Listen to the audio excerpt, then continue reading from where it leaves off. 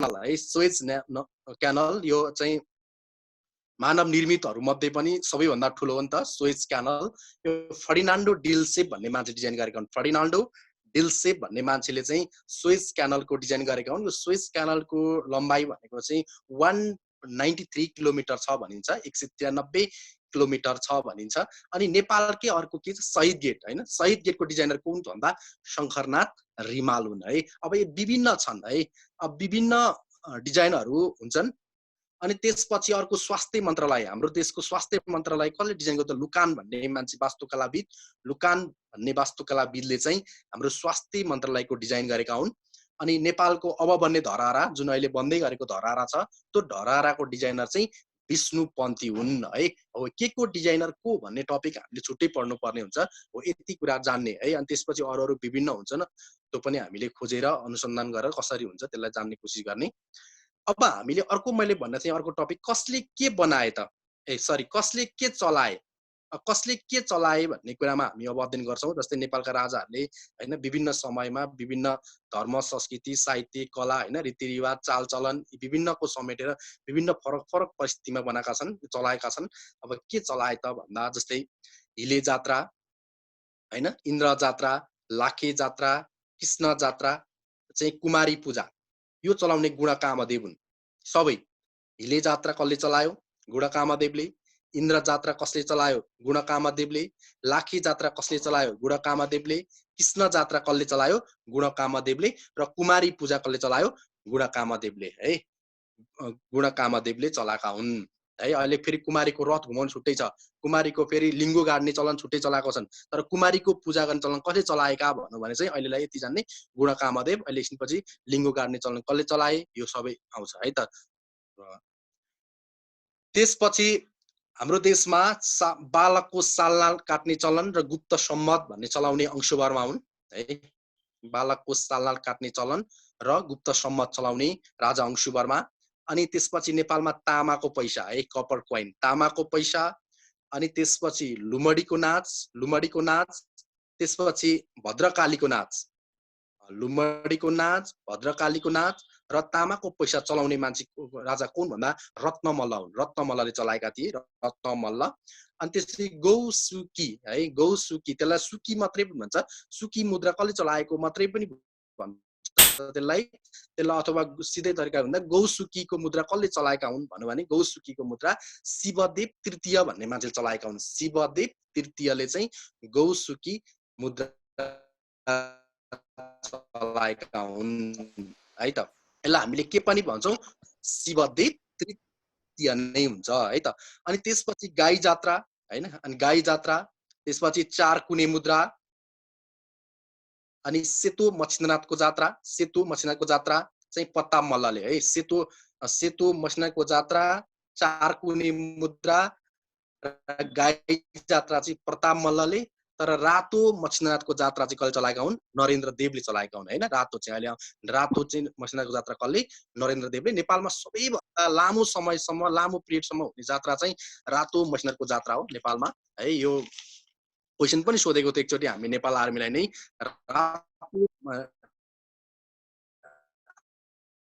आर्मीले नै क्वेसन बनाउन सोधेको थियो। रातो मछिन्द्रनाथ भन्दा यो दार्जिलिङबाट ल्याइएको थियो है त। त्यहाँ सिक्किम अनि दार्जिलिङ अनि मणिपुर है, यस्तै यस्तै अप्सनहरू थियो। त्यहाँ त्यो रातो मछिन्द्रनाथ जात्रा चाहिँ दार्जिलिङबाट ल्याइएको थियो। यो क्वेसन आर्मीकै क्वेसन हो, नेपाल आर्मीले बनाउँदा सोधेको छ है।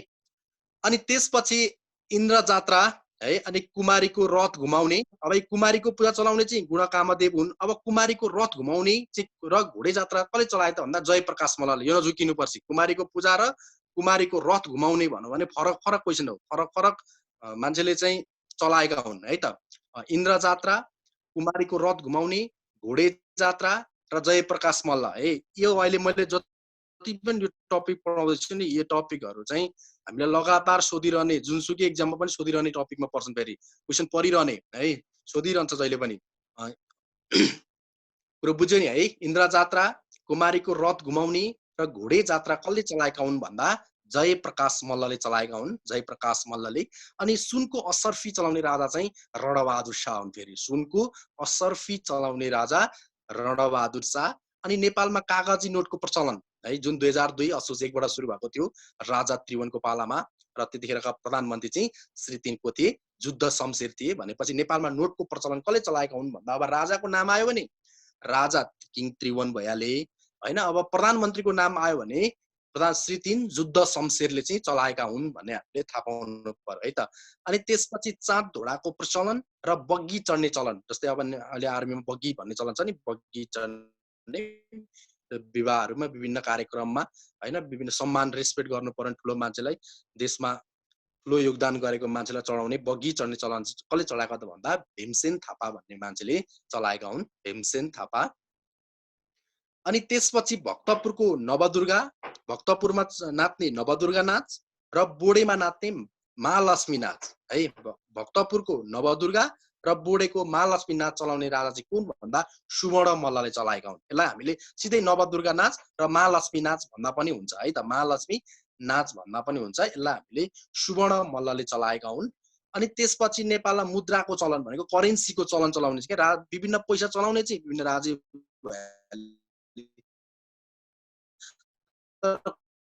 करेन्सीकै चलन चलाउने चाहिँ नेपालमा पहिलोचोटि मुद्रा पनि भनिन्थ्यो, मानङ्का मुद्रा।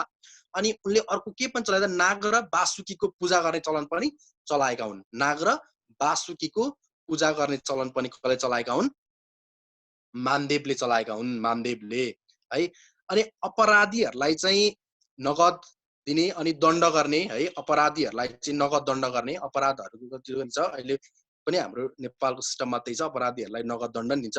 हो त्यो नगद दण्ड चलाउने चाहिँ, नगद दण्ड दिने चलन चलाउने चाहिँ राजा जय स्थिति मल्ल हुन्। नगद दण्ड चलाउने चाहिँ जय स्थिति मल्ल हुन्। अनि मैले पशुपतिनाथको कसले के गरेँ त मैले अस्ति तिमीहरूलाई मैले हिन्दू धर्म पढाउँदा पढेर छु है। त्यो म पशुपतिनाथबाट म एक कसले बनाएँ, पशुपतिमा पुजारी पहिलो को हुन्, अनि त्यो कुरा, अनि त्यो देवल कसले निर्माण गरे, ती कुरा म भन्दिनँ है। त्यो मैले हिन्दू धर्म हुँदाखेरिका त्यो पशुपतिनाथ सम्बन्धीका 10-15 वटा कुराहरू मैले त्यही उल्लेख गरिदिएको छु। त्यो हिन्दू धर्म भन्ने टपिकमा गएर हेर्नु है, त्यो कसले पढायो, नभए साथीहरूसँग मागेर भए पनि अध्ययन गर्नु, त्यहाँ मैले अस्ति मजाले त्यहाँ भनिदिएको छु, टिपेको पनि होला है त। अनि त्यसपछि पेन्सन है, पेन्सन प्रणाली, नेपालमा पेन्सन प्रणाली, यो एकदम धेरै सोधेको क्वेसन हो, नेपालमा पेन्सन प्रणालीको सुरुवात कसले गरेका थिए भनेर। अनि त्यसपछि कोर्टहरू अदालतमा फीको चलन, कोर्ट फी लिने चलन। अनि त्यसपछि खाम है, खाममा दिने चलन हुन्छ नि, त्यसलाई हामीले लिफाफा भन्छौँ क्या, नेपालीमा चाहिँ लिफाफा। त्यो लिफाफा भन्ने चाहिँ चलन कसले चलाए त भन्दा जुद्ध शमशेर भन्ने मान्छे चलाएका हुन्, पेन्सन प्रणाली अनि कोर्ट फी। त्यो निजामती कर्मचारीलाई पेन्सन दिने प्रणाली कसले चलाए भन्छ नि, हो जुद्ध शमशेर चलाए। त्यो निजामती कर्मचारीलाई पेन्सन दिनु भनेको अल सबै कर्मचारीलाई नै पेन्सन दिनु क्या। अहिले नेपालमा चाहिँ कर्मचारी भन्ने बित्तिकै के बुझ्छ भन्दा निजामती कर्मचारी भने जस्तै सरकारले बजेट भाषण गर्दा पनि त सबै कर्मचारीको बढो भन्दैन, निजामती कर्मचारीको 30%ले तलब सेवा छ होइन, आफ्नो पोस्ट अनुसार, आफ्नो श्रेणी अनुसार, अनि त्यही नै लागू हुँदै जान्छ है त। पद, सेवा होइन, श्रेणी, तह जे छ हो त्यो अनुसार नै लागू हुँदै जान्छ। अनि त्यसपछि हाम्रो इन्द्र जात्रा है, इन्द्र जात्रामा लिङ्गु गाड्ने चलन चाहिँ प्रताप सिंह शाहले चलाएका हुन्। इन्द्र जात्रामा लिङ्गु गाड्ने चलन कसले चलाएका हुन् भन्दा प्रताप सिंह शाह है। अनि नेपालमा चाँदीको मोहर, सिल्भर कोइन, चाँदीको मोहर चाहिँ महेन्द्र मल्लले चलाएका हुन्। चाँदीको मोहर, चाँदीको करेन्सी ल्याउने कोन भन्दा महेन्द्र मल्ल हुन्, महेन्द्र मल्ल। नेपालमा बिस्किट जात्रा है, भदैले पनि वैशाख 1 गते मनाइन्छ बिस्किट जात्रा। यो जगज्योति मल्ल बिस्किट जात्रा, जगज्योति मल्ल, यो भक्तपुरमा विशेष गरी मनाइन्छ बिस्किट जात्रा।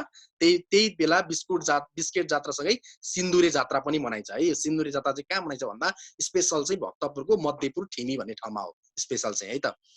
अनि त्यसपछि अर्को छ हाम्रो नरसिंह अवतार नित्य नाच है। नरसिंह अवतार नित्य नाच नचाउने राजा चाहिँ सिद्धिनरसिंह मल्ल हुन्, सिद्धिनरसिंह। अनि झ्यालमा रङ्गीन ऐना राख्ने चलन, झ्यालहरूमा रङ्गीन ऐना राख्ने चलन चाहिँ रणजित मल्ल भन्ने मान्छे चलाएका हुन्। झ्यालमा रङ्गीन ऐना राख्ने चलन रणजित मल्ल। नेपालमा शनिबारको दिन सार्वजनिक बिदा दिने भीम शमशेर है। नेपाल जस्तै सार्वजनिक बिदा शनिबार पर्ने देश अर्को इजरायल पनि हो। नेपालमा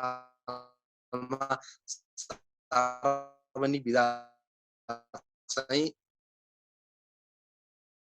दिने चलन चलाउने चाहिँ भीम शमशेर हुन् अनि 41 चाहिँ आउट अफ अहिले छैन। त्यही 12 बजे तुप पड्काउने चलन र कार्यालयको समय 10:05 गर्ने चलन चाहिँ कसले चलाए त भन्दा देव शमशेरले चलाएका हुन्। देव शमशेरले नेपालमा देव शमशेरले चलाएका हुन्।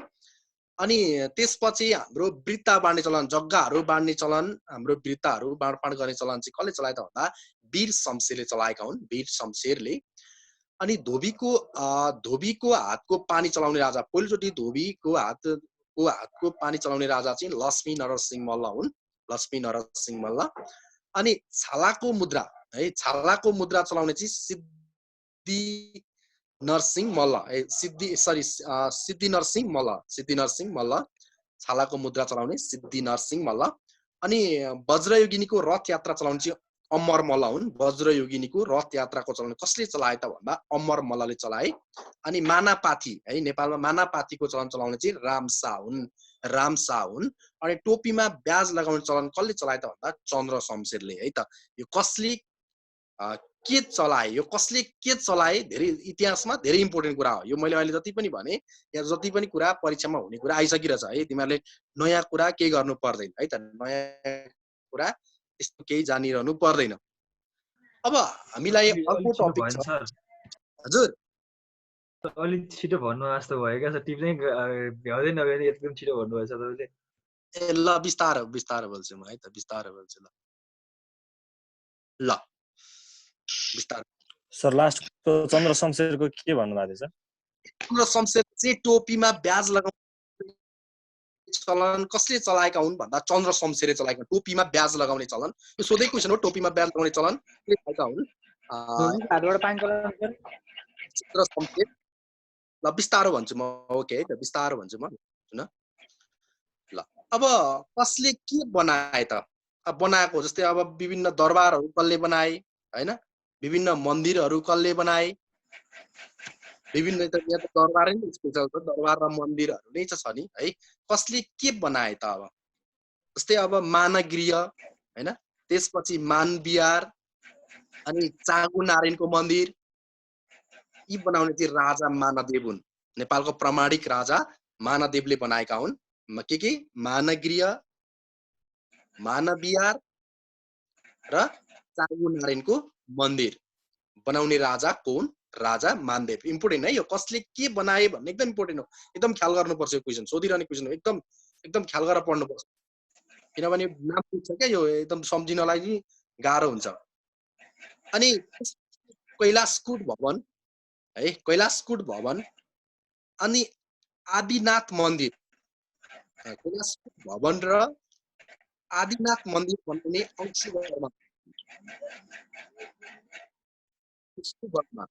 अंशु वर्मा हुन् है। अनि त्यसपछि भद्र दिवास है, भद्र निवास हैन, भद्रा दिवास। भद्र दिवास बनाउने चाहिँ कुन भन्दा भद्र दिवास चाहिँ नरेन्द्र देवले बनाएका हुन्। भद्र दिवास कसले निर्माण गरेका हुन् भनेर सोध्छ। भद्र दिवास नरेन्द्र देवले निर्माण गरेका हुन् भद्र दिवास। अनि त्यसपछि अर्को नुवाकोटको साततले दरबार हैन, त्यसपछि तिलंगा घर, त्यसपछि बसन्तपुरको नौतले दरबार हैन। यी तीनवटै कुरा किङ पृथ्वीनारायण शाह है, किङ पृथ्वीनारायण शाहले नुवाकोटको साततले दरबार, त्यसपछि तिलंगा घर, त्यसपछि नौतले दरबार है, बसन्तपुरको नौतले दरबार, बसन्तपुरको नौतले, यो किङ पृथ्वीनारायण शाहले चाहिँ के गरेका हुन् भन्दा निर्माण गरेका हुन्। त्यसपछि तिलंगा घर, अभिमान सिंहले हैन सर, तिलंगा दरबार चाहिँ, तिलंगा दरबार चाहिँ अभिमान, तिलंगाबाट चाहिँ अभिमान सिंह बस्नेत हो है। तिलंगा घर असन केलटोलको चाहिँ अभिमान सिंह बस्नेत हो, बुझ्यौ नि। तिलंगा चाहिँ कल दरबार निर्माण गरेको भन्दा चाहिँ किङ पृथ्वीनारायण शाह है त। तिमीले भनेको चाहिँ तिलंगा घर असनको केलटोलको दरबार चाहिँ अभिमान सिंह बस्नेत है त, कुरो बुझ्यो। असनको के भन लेख, तिलंगा असन अनि केलटोल लेख त, असन केलटोल, कुरो बुझ्यो। सर बुझे सर। असनको केलटोल, केलटोल पनि लेख, असनको केलटोल। त्यहाँको तिलंगा घर चाहिँ कसले बनायो त भन्दा अभिमान सिंह बस्नेतले बनाएका हुन्। त्यसपछि अर्को भक्तपुरको 55 झ्याले दरबार है, भक्तपुरको 55 झ्याले दरबार। अनि त्यसपछि न्यातपोल देवल, न्यातपोल मन्दिर होइन है, न्यातपोल देवल चाहिँ न्यातपोल देवल। अनि त्यसपछि भैरव मन्दिर बनाउने चाहिँ भूपत इन्द्र मल्ल है, भक्तपुरको त्यो 55 झ्याले दरबार अहिले भएको, अनि न्यातपोल देवल अनि भैरव मन्दिर बनाउने भूपत इन्द्र मल्ल है, भूपत इन्द्र मल्ल। त्यसपछि मिन भवन है, अहिले एनसीसी क्याम्पस भएको बिल्डिङ, मिन भवन बनाउने मिन शमशेर जबरा है त, मिन भवन बनाउने मिन शमशेर जबरा, मिन शमशेर जबरा। त्यसपछि नारायणी दरबार, घण्टाघर हैन, वीर पुस्तकालय हैन, वीर अस्पताल हैन, यो बनाउने चाहिँ कोन, वीर शमशेर, उसको नामै सबै आफ्ना आफ्नै नामबाट नै छ है, वीर शमशेर। त्यसपछि दत्तात्रेयको मन्दिर, भक्तपुरको दत्तात्रेयको मन्दिर, भक्तपुरको दत्तात्रेयको मन्दिर एचसी मल्लले निर्माण गरेका हुन्, एचसी मल्लले भक्तपुरको दत्तात्रेय मन्दिर, भक्तपुरको एचसी मल्ल है। अनि त्यसपछि धरारा, सुन्दारा, हजुर दत्तात्रेयको मन्दिर एचसी मल्ल, एकछे मल्ल, एकछे मल्ल है त, दत्तात्रेयको मन्दिर एकछे मल्ल। त्यसपछि धरारा हैन, धरारा 1881 मा निर्माण भएको हो नि त हैन, विक्रम सम्वत 1881 मा धरारा। त्यसपछि सुन्दारा हैन, अनि बाग दरबार। त्यसपछि काठमाडौँ पाटन जोड्ने बागमती पुल, यो बनाउने कोन भन्दा भीमसेन थापा हुन् है त। धरारा, सुन्दारा, बाग दरबार हैन, काठमाडौँ पाटन जोड्ने बागमती पुल भीमसेन थापाले निर्माण गरेका हुन्, भीमसेन थापाले भयो। अनि त्यसपछि रणभुलेश्वर मन्दिर, रणभुलेश्वर मन्दिर र जगन्नाथ मन्दिर है, रणभुलेश्वर मन्दिर र जगन्नाथ मन्दिर निर्माण गर्ने रणबहादुर शाह हुन्, रणबहादुर शाह। रणभुलेश्वर र जगन्नाथ मन्दिर निर्माण गर्ने रणबहादुर शाह, रणबहादुर शाह। त्यसपछि सिंहदरबार है, सिंहदरबार। अनि त्यो अहिले नयाँ बिल्डिङ बनेको न्यू रोड गेट नेरीको मिलिटरी अस्पताल, सिंहदरबार अनि मिलिटरी अस्पताल। अनि रोपवे, रोपवेको रोपवे अनि हनुमान ढोका गद्दी बैठकको निर्माण, बुझ्यो, सिंहदरबार, मिलिटरी अस्पताल, मिलिटरी अस्पताल, रोपवे, रोपवे, हनुमान ढोका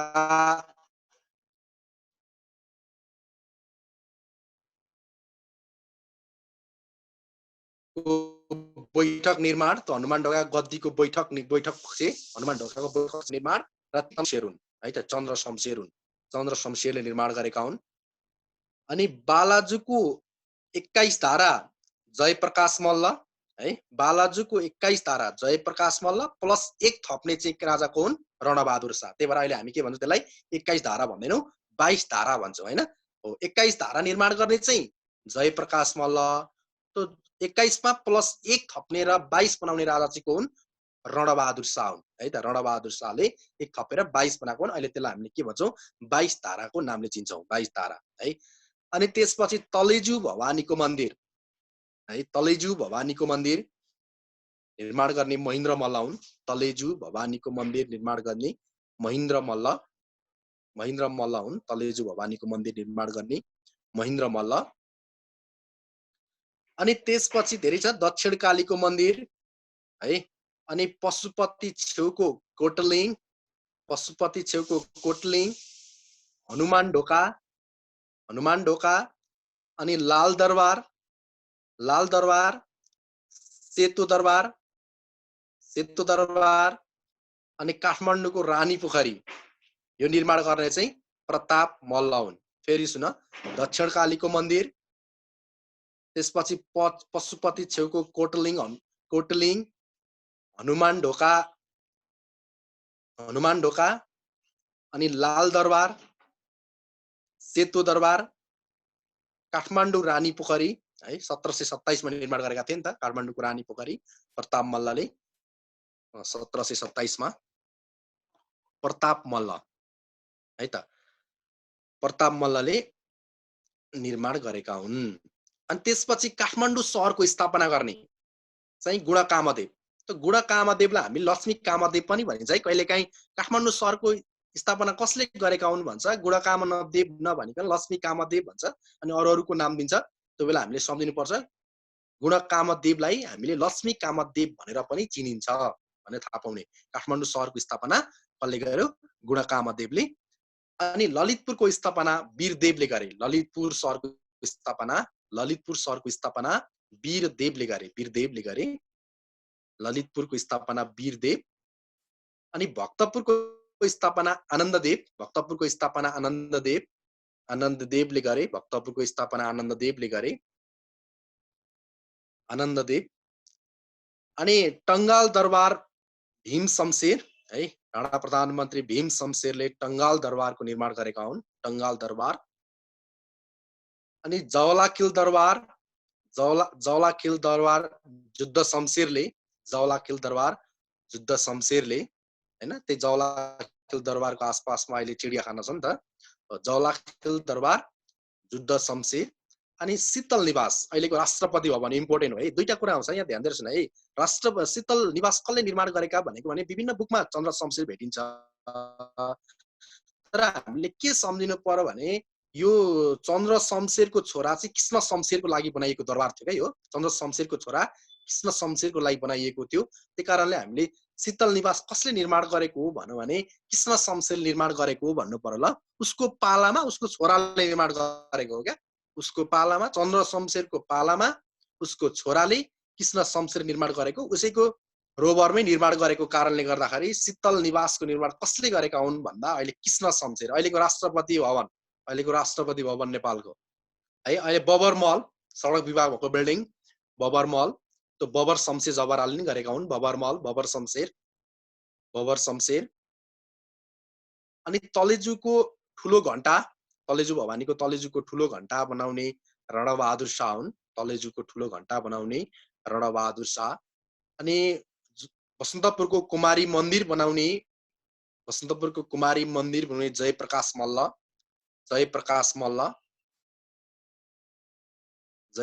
मल्ल। नेपालमा बैंकिङ प्रणालीको सुरुवात गर्ने अथवा तेजारात अड्डाको स्थापना गर्ने है। नेपालमा बैंकिङ सेवा करेन्सी सम्बन्धी काम गर्ने बैंकिङ प्रणालीको सुरुवात अथवा त्यो कामलाई त्यो बेला के हुन्थ्यो तेजारत अड्डा भनिन्थ्यो। त्यो तेजारत अड्डाको थालनी कसले गरे त भन्दा रणदीप सिंहले गरे। रणदीप सिंह है त जङ्गबहादुर राणा बेलायत गएको बेलामा भएका थिए नि हो, ती प्रधानमन्त्री रणदीप सिंहले गरेका थिए। अनि काष्ठ मण्डपको निर्माण है। मण्डपको निर्माण जुन एउटै रुखले सालको रुखले निर्माण भएको थियो। बसन्तपुरको काष्ठ मण्डपको निर्माण लक्ष्मी नरसिंह मल्लले निर्माण गरेका हुन् भन्ने मान्छेले चाहिँ डिजाइन गरेका थिए, विशेष डिजाइन गरेका थिए है त। अनि त्यसपछि नक्सालको सन्तानेश्वर महादेव मन्दिर नुवाकोटे ठकुरी राजा शङ्करदेवको पालामा। नुवाकोटे ठकुरी राजा शङ्करदेवको पालामा बनेको थियो। अनि जयसी देवल लक्ष्मी नारायण शर्मा। जयसी देवलको निर्माण कसले गरेका हुन् भने जयसी देवलको निर्माण लक्ष्मी नारायण शर्माले गरेका हुन्। जयसी देवलको निर्माण लक्ष्मी नारायण शर्माले। अनि पाल्पा दरबार है। पाल्पा दरबार रुद्र शमशेर तर रानी मल्लको खड्ग शमशेर नजुक्यो है। पाल्पा दरबार कसले निर्माण गर्यो? पाल्पाको दरबार निर्माण गरे चाहिँ रुद्र शमशेरले निर्माण गरे। अनि पाल्पाको रानी मलको चाहिँ कसले गर्यो भन्दा रानी मल चाहिँ खड्ग शमशेरले। र पाल्पाको नारायण मन्दिर बनाउने चाहिँ अमर सिंह थापा। फेरि पाल्पाको नारायण मन्दिर अमर सिंह थापा, पाल्पाको रानी मल खड्ग शमशेर अनि पाल्पा दरबार रुद्र शमशेरले चाहिँ निर्माण गरेका थिए। अनि अशोक स्तम्भ है। अशोक स्तम्भ लुम्बिनीको अशोक स्तम्भ चाहिँ सम्राट अशोक है। पाल्पाको नारायण मन्दिर अमर सिंह थापा, पाल्पाको रानी मल खड्ग शमशेर अनि पाल्पा दरबार रुद्र शमशेर भयो लास्टको सर भयो है पाल्पा दरबार रुद्र शमशेर तिनटै पाल्पा छ त्यो झुकिन्छ भनेर एकै ठाउँमा छ भयो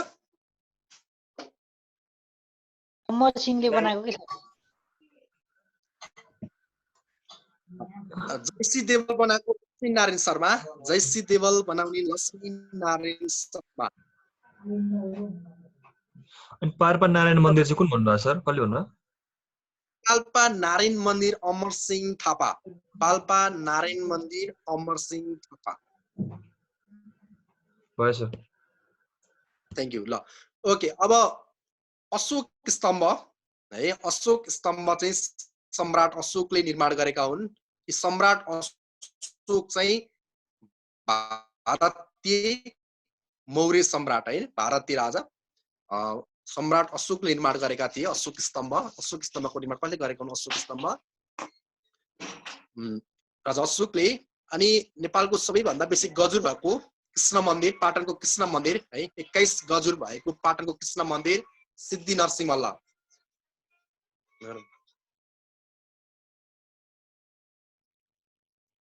21 गजुर भएको पाटनको कृष्ण मन्दिर भाइले दरबार हाई स्कुल कसले निर्माण गरेको हुन्छ दरबार स्कुल 21 गजुर भएको पाटनको कृष्ण मन्दिर सिद्धि नरसिंह मल्ल 21 गजुर भएको पाटनको कृष्ण मन्दिर सिद्धि नरसिंह मल्ल त्यसपछि मृगस्थलीको विश्वरूपा मन्दिर जङ्गबहादुर राणा मृगस्थलीको विश्वरूपा मन्दिर जङ्गबहादुर राणा अनि त्रिपुरेश्वरको सत्यनारायण मन्दिर पनि जङ्गबहादुर राणाले निर्माण गरेका हुन् है त त्रिपुरेश्वरको सत्यनारायण मन्दिर अनि मृगस्थलीको विश्वरूपा मन्दिर पनि कसले निर्माण गरेका हुन् जङ्गबहादुर राणाले गरेका हुन् नयाँ दरबार हाई स्कुल कसले निर्माण गर्यो भन्दा त्यही जङ्गबहादुर राणाले निर्माण गरेका हुन् अनि दार्जिलिङको प्रसिद्ध धीरधामको निर्माण जुद्ध शमशेरले निर्माण गरेका हुन् दार्जिलिङको प्रसिद्ध धीरधामको निर्माण जुद्ध शमशेरले निर्माण गरेका हुन्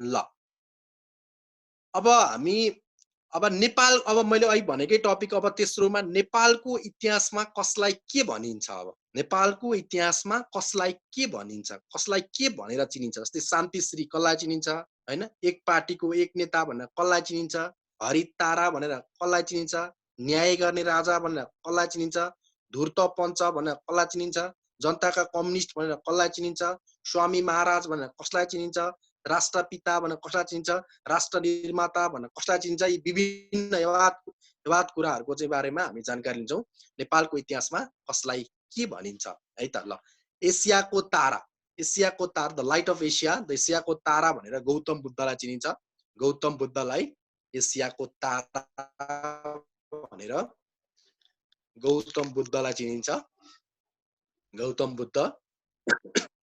बुद्धलाई अनि शिरध्वज भनेर राजा जनक शिरध्वजको उपनामले कसलाई चिनिन्छ भन्दा शिरध्वजको उपनामले राजा जनकलाई चिनिन्छ नेपालको राजमाता हैन नेपालको राजमाता भनेर चिनिने राजेन्द्र लक्ष्मी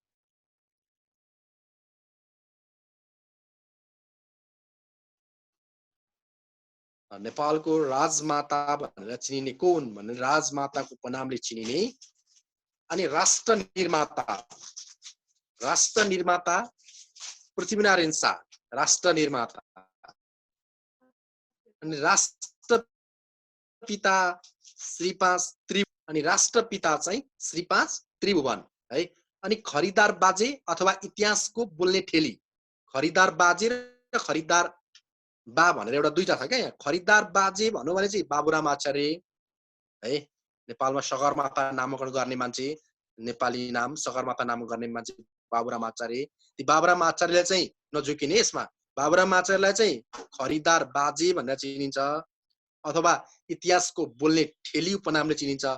अनि खरिदार बा भनौँ भने चाहिँ कृष्ण प्रसाद कोइराला, जो गिरिजा प्रसाद कोइराला र बिपी कोइरालाका बुबा हुनुहुन्छ है त, उहाँ चाहिँ खरिदार बा। के नाम भन्नुभयो? कुन चाहिँ? खरिदार बा खरिदार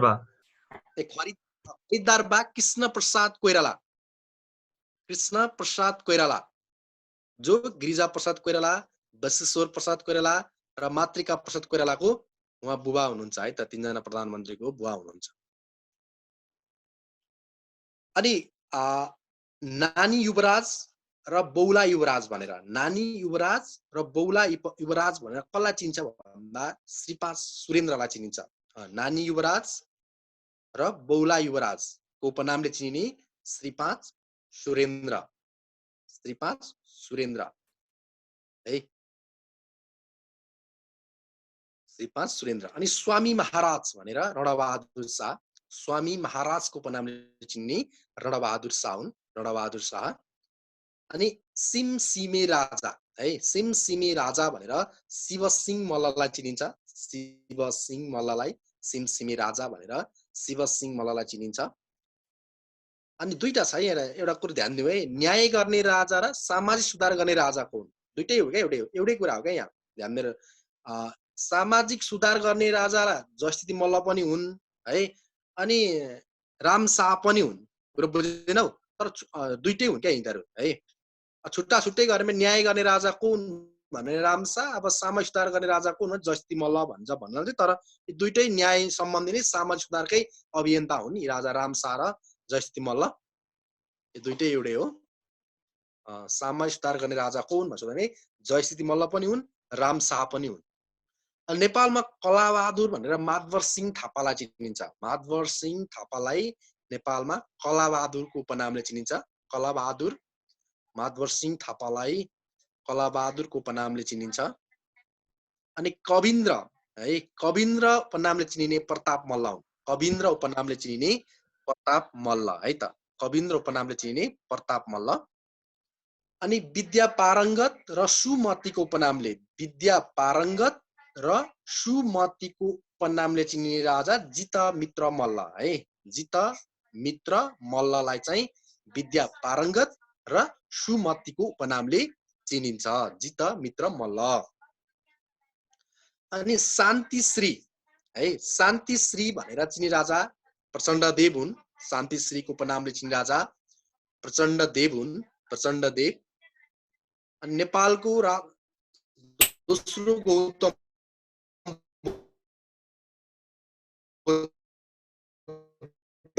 है, बजाङ्गी राजा जय पृथ्वी बहादुर सिंहलाई नेपालको दोस्रो गौतम बुद्धको उपनामले चिनिन्छ है। अनि हरितारा, हरिताराको उपनामले चिनिने भृकुटी, हरिताराको उपनामले कसलाई चिनिन्छ भन्दा भृकुटीलाई चिनिन्छ, भृकुटीलाई। अनि विमान पण्डित भनेर अच्युतानन्दलाई है, विमान पण्डितको उपनामले चिनिने अच्युतानन्द हुन्, विमान पण्डितको उपनामले चिनिने अच्युतानन्द, अच्युतानन्द चाहिँ विमान पण्डितको उपनामले चिनिन्छन्। अनि नेपालको इतिहासमा शिक्षा क्षेत्रको दधिची है, दधिची भनेको शङ्करदेव पन्त है, शङ्करदेव क्याम्पस उनैको नाममा राखेको हो क्या, शिक्षा क्षेत्रका दधिची छन् नि शङ्करदेव पन्त, उहाँकै नामबाट शङ्करदेव क्याम्पसको नाम राखेको हो, शङ्करदेव पन्त, उहाँको शालिग पनि छ क्याम्पस हाताभित्र। अनि एक पार्टीका एक नेता र एक कार्यकर्ता, एक पार्टीका एक नेता एक कार्यकर्ता र डाक्टर दिल्ली रमण, एक पार्टीका नेता एक कार्यकर्ता नामले चिनिने डाक्टर दिल्ली रमण रेग्मी, डाक्टर दिल्ली रमण रेग्मी है। अनि जनताका कम्युनिस्टको उपनामले चिनिने, जनताका कम्युनिस्ट उपनामले चिनिने पुष्पलाल श्रेष्ठ, जनताका कम्युनिस्ट उपनामले चिनिने पुष्पलाल श्रेष्ठ। एक पार्टीको एक दिल्ली के भन्नु? सरी एक पार्टीका एक नेता एक कार्यकर्ता भनेर डाक्टर डिल्ली रमन रेग्मी एक पार्टीका एक नेता र एक कार्यकर्ताको उपनामले चिनिने भयो सर भने डाक्टर डिल्ली रमन रेग्मी भयो है गुड डिल्ली रमन रेग्मी त्यसपछि बहुला राजाको उपनामले चिनिने लक्ष्मी नरसिंह मल्ल लक्ष्मी नरसिंह मल्ललाई बहुला राजा है बहुला युवराज कसलाई भन्यो सुरेन्द्रलाई भन्यो किङ सुरेन्द्रलाई बहुला युवराज चाहिँ तर बहुला राजा भन्नु भने को भन्ने भयो भने त अब लक्ष्मी नरसिंह मल्ल यसरी हुकिङ गरेर पढ्ने है लिङ्क गरेर पढ्यो भने ठ्याक्कै जानिहालिन्छ अनि नेपालमा राजसी महाराजा है राजसी महाराजा भनेर चाहिँ श्री 3 जुद्ध शमशेरकोलाई चाहिँ राजसी महाराजाको नामले चिनिन्छ श्री 3 जुद्ध शमशेरलाई राजसी महाराजा श्री 3 जुद्ध शमशेर अनि बुलेट महाराज भनेर श्री 5 त्रैलोक्यलाई बुलेट महाराज है बुलेट महाराज भनेर श्री 5 त्रैलोक्यलाई चिनिन्छ श्री 5 त्रैलोक्यलाई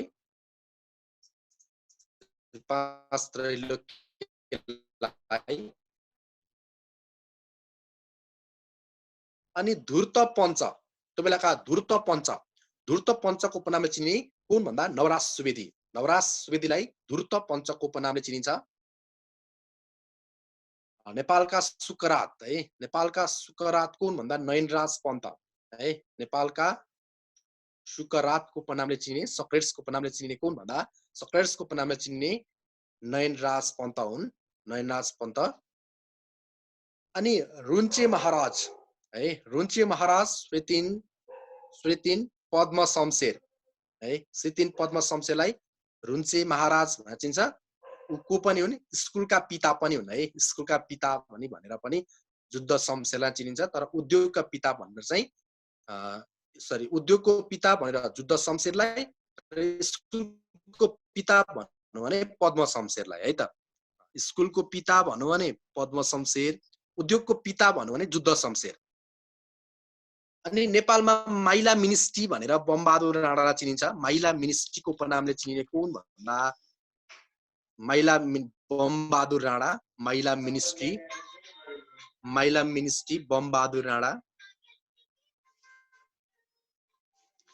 अनि फिस्टे महाराजको उपनामले चिनिने चन्द्र शमशेर घरको बाघ जंगलको स्याल पनि हुने उपनाम पनि यसलाई चिनिन्छ घरको बाघ र जंगलको स्यालको उपनामले पनि यसलाई चिनिन्छ अर्को नामको के हो फिस्टे महाराज पनि हो फिस्टे महाराज चन्द्र शमशेर अनि बुढा महाराज किनभने 64 वर्षमा प्रधानमन्त्री भएका थिए क्या बुढा महाराज किन भन्ने भन्दा 64 वर्षमा प्रधानमन्त्री भएका थिए श्री 3 भीम शमशेर त्यही कारणले उनलाई चाहिँ के भन्छ त बुढा महाराज भनेर चिनिन्छ बुढा महाराज भनेर चिनिन्छ त्यसपछि बुढामा अनि धनकुटे राजा भनेर देव शमशेर धनकुटा आफ्नो प्रधानमन्त्रीको निर्वाचनको अन्तिम समयमा धनकुटामा बिताएको कारणले उनलाई धनकुटे राजा भनेर चिनिन्छ देव शमशेरलाई अथवा धनकुटे महाराज भनेर चिनिन्छ देव शमशेरलाई सर बुढा महाराज भनेर कसलाई भन्नु हजुर बुढा महाराज भनेर श्री 3 भीम शमशेरलाई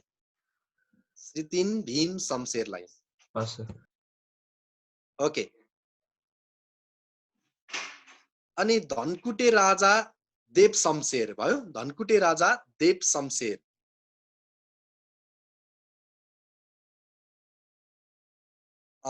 जननेता र सान्दाजु है जननेता र सान्दाजु भनेर बीपी कोइराला चिनिन्छ जननेता जनताका नेता र सान्दाजु भनेर बीपी कोइराला नेपालको पहिलो जननिर्वाचित प्रधानमन्त्री हुन् क्या नेपालको पहिलो जननिर्वाचित है आम निर्वाचन 2015 को चुनावपछि प्रधानमन्त्री हुने पहिलो व्यक्ति निर्वाचित प्रधानमन्त्री हुन् बीपी कोइराला जननेता अथवा सान्दाजुको उपनामले चिनिने बीपी कोइराला अनि नेपालमा लौह पुरुष भनेको लौह पुरुष गणेशमान सिंह आइरन म्यान है नेपालको लौह पुरुष त्यो भनेको आइरन म्यान भनेको नेपालको आइरन प्राइम मिनिस्टर त मातृका प्रसाद कोइराला हैन सर त लौह पुरुषको नामले चिनिने हजुर elected prime minister of Nepal त मातृका प्रसाद कोइराला हैन र सर इलेक्टेड प्राइम मिनिस्टर होइन नि त। पछि 2007 सालको पुनर्स्थापना भएपछि 2007 सालमा जब राजनीतिक परिवर्तन भयो नि, 2007 सालको राजनीतिक परिवर्तन पछिका चाहिँ चुनावी भएको थिएन, त्यो बेला चाहिँ मातृका कोइराला हुन्, कुरो बुझ्यो। 2007 साल पछिका राणा शासन भए प्रजातन्त्रको स्थापना भएपछि होइन, अनि त्यसपछि जननिर्वाचितै प्रधानमन्त्री को हुन् भनौँ भने चाहिँ जननिर्वाचित प्रधानमन्त्री को हुन् भनौँ भने चाहिँ विश्वेश्वर प्रसाद कोइराला है त। विश्वेश्वर प्रसाद कोइराला हुन् है त, कुरो बुझ्यो, कन्फर्म भएर बस है त। ल त्यसपछि किसनजु है, किसनजी और सन्त नेता होइन, विवाह नगरी पछाडि थियो नि त। किसनजी और सन्त नेता भनेर कृष्ण प्रसाद भट्टराईलाई चिनिन्छ होइन। किसनजी और सन्त नेता भनेर चाहिँ कृष्ण प्रसाद भट्टराईलाई चिनिन्छ। अनि अर्को अघि मैले जननेता सान्दाजु भने नि, उनलाई चाहिँ अर्को के पनि चिन्छ भने युग नायक होइन, युग पुरुषको उपनामले पनि चिन्छ विश्वेश्वर प्रसाद कोइरालालाई। युग नायक, युग पुरुषको उपनामले पनि चिनिन्छ। त्यसपछि जननेता, फेरि जनताका नेता भनौँ भने चाहिँ मदन कुमार भण्डारीलाई चिनिन्छ। जननेता, जननेताको उपनामले चिनिने मदन कुमार भण्डारी।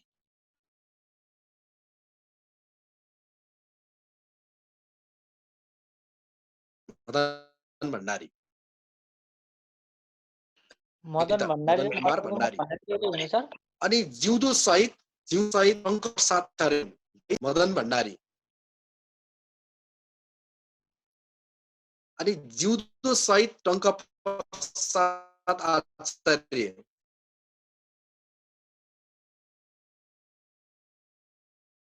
है।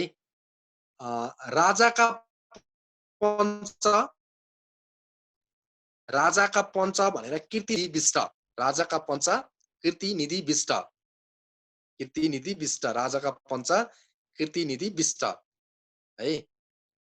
अनि त्यसपछि राजाका कम्युनिस्ट केशरजंग रायमाझी, राजाका कम्युनिस्ट उपनामले चिनिने केशरजंग रायमाझी, केशरजंग रायमाझी। नेपालको इतिहासमा धोकेबाजको उपनामले चिनिने, धोकेबाज नेताको नामले चिनिने डाक्टर तुलसी गिरी, डाक्टर तुलसी गिरीलाई धोकेबाज नेताको उपनामले चिनिन्छ। अनि नेपालको इतिहासमा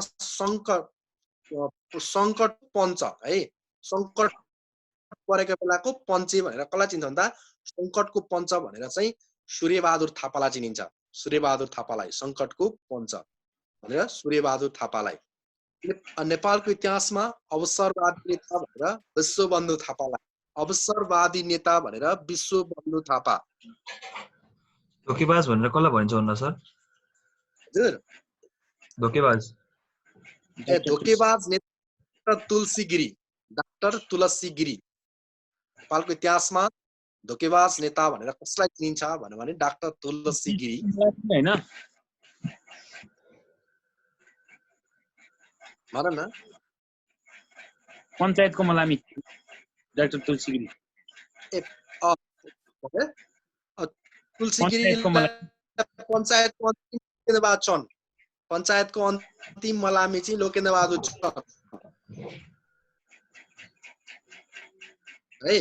अनि पञ्चायतको मलामी चाहिँ मरिचमान सिंह, पञ्चायतको मलामी भनेर मरिचमान सिंह। अन्तिम चाहिँ पञ्च व्यवस्थाको अन्तिम प्रधानमन्त्री लोकेन्द्रबहादुर चन्द हुन्।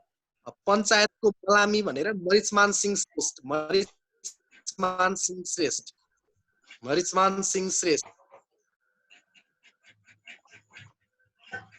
नेपालको इतिहासमा नाति जर्नेल, नाति जर्नेल र पशुपति शमशेर,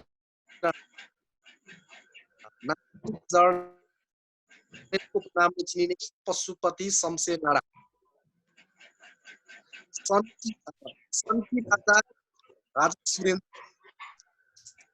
राजा सुरेन्द्र है। अनि नेपालको राजनीतिका शकुनी, नेपालको राजनीतिका शकुनी भनेर ऋषिकेश शाह, जो ऋषिकेश शाह चाहिँ अमेरिकाका लागि पहिलो नेपाली राजदूत पनि हुन् है। ऋषिकेश शाह नेपालको राजनीतिका शकुनी उपनामले चिनिने ऋषिकेश शाह, डाक्टर के शाह WHO का पनि प्रमुख भएका थिए। WHO वर्ल्ड हेल्थ अर्गनाइजेसनका नेपालको तर्फबाट ऋषिकेश शाह। अनि हालसम्म जीवित राजा योग नरेन्द्र मल्ल है, त्यो पाटनको कृष्ण मन्दिरको अगाडि एउटा शालिग छ। जबसम्म मेरो शालिगको चरो उड्दैन तबसम्म मलाई जीवित छु सम्झिनु भनेका थिए कि यिनले त्यो बेला। अहिले त्यही शालिगमाथि एउटा यसो चरो छ, त्यही कारण त्यो चरो भएको कारणले गर्दा यिनलाई चाहिँ के भन्यो भन्दा हालसम्म जीवित राजा भन्यो है त। उनको शालिगमाथि एउटा चरो छ, त्यही कारणले योग नरेन्द्र मल्ललाई हालसम्म जीवित राजाको उपनामले है। अर्को हाम्रो टपिक फेरि कसले कुन लडाइँमा वीरगति प्राप्त गरे, सेक्रिफाइस गरे भन्ने, यो इम्पोर्टेन्ट टपिक है यो चाहिँ। फेरि कसले कुन लडाइँमा सेक्रिफाइस प्राप्त गरे। अब त्यो नेपाल अङ्ग्रेजी पुरस्कार नेपाल एकीकरणको अभियान पनि सक्छ है। दुई लडाइँ नेपालको लडाइँमा वीरगति प्राप्त गरे भनेपछि अङ्ग्रेज युद्ध पनि आयो, नेपाल एकीकरणको अभियानका दुवै कुरा नै आउने भयो है एकै ठाउँमा, आपत्ति हुँदैन। तर सेक्रिफाइस मात्रै गरेका अहिले जिउँदा भएका पनि कुरा गरौँला। विभिन्न लडाइँका योद्धाहरूमा कुन कुन युद्धमा को सम्बन्धित छन् भन्ने कुरा पनि गरौँ। ओके, त्यो कसको आवाज आइरहेको थियो त है, त्यो कटकट हेरेर गर न आवाज है।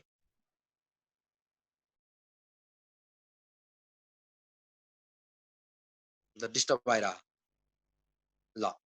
अब कसले कुन लडाइँमा वीरगति प्राप्त गरे भन्ने कुरा, जस्तै काजी कालु पाण्डे थाहा छ तिमीहरूलाई, कीर्तिपुरको लडाइँमा, यो फेमस पनि हो काजी कालु पाण्डे है। यो धेरै विवाद छ है एउटा कुरो, यो काजी कालु पाण्डे तिमीहरू पनि आर्मी धेरै बुझ्छौ। यो नेपालको पहिलो प्रधान सेनापति कुन भन्ने केसमा धेरै तिमीहरू विवाद गर्छौ। नेपालको पहिलो प्रधान सेनापति कुन भन्नु भने सिधै आन्सर दायाँ हेरिकन काजी कालु पाण्डे भन्ने लेख्ने है, त्यो विराज थापा भन्ने होइन। कुरो बुझ्यौ, हामीलाई नेपाल आर्मीले सोधेको क्वेसन हो यो, नेपाल आर्मीले बनाएको छ। त्यहाँ विराज थापा भन्ने अप्सन थिएन त्यो बेला, कुरो बुझेनौ हो। नेपालको इतिहासमा नेपालमा आर्मीहरू मध्ये सबैभन्दा पहिलो प्रधान सेनापति कुन, आर्मीको लिडर कुन भन्यो भने चाहिँ सिधै काजी कालु पाण्डे भन्ने बुझ्नु, काजी कालु पाण्डे।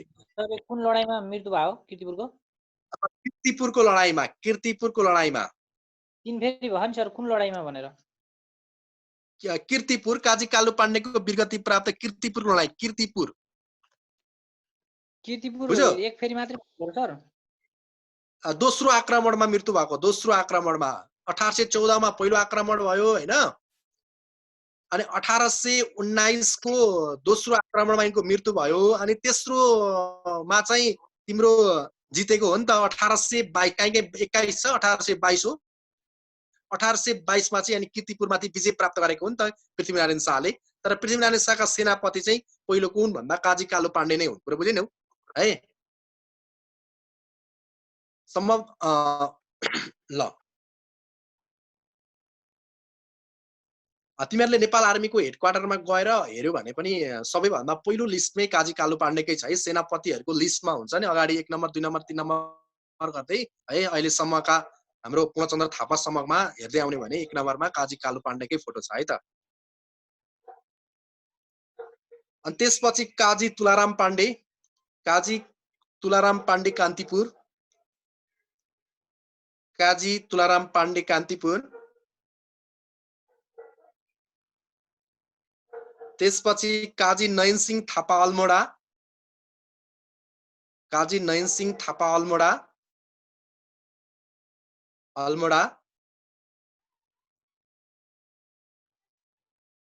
शिवराम सिंह बस्नेत छालिङ है, काजी नयन सिंह थापा अल्मोडा, काजी शिवराम सिंह बस्नेत छालिङ, छालिङ। अनि जयकृष्ण कुँवर, जयकृष्ण कुँवर तिमाल, काभ्रेको तिमाल, जयकृष्ण कुँवर तिमाल।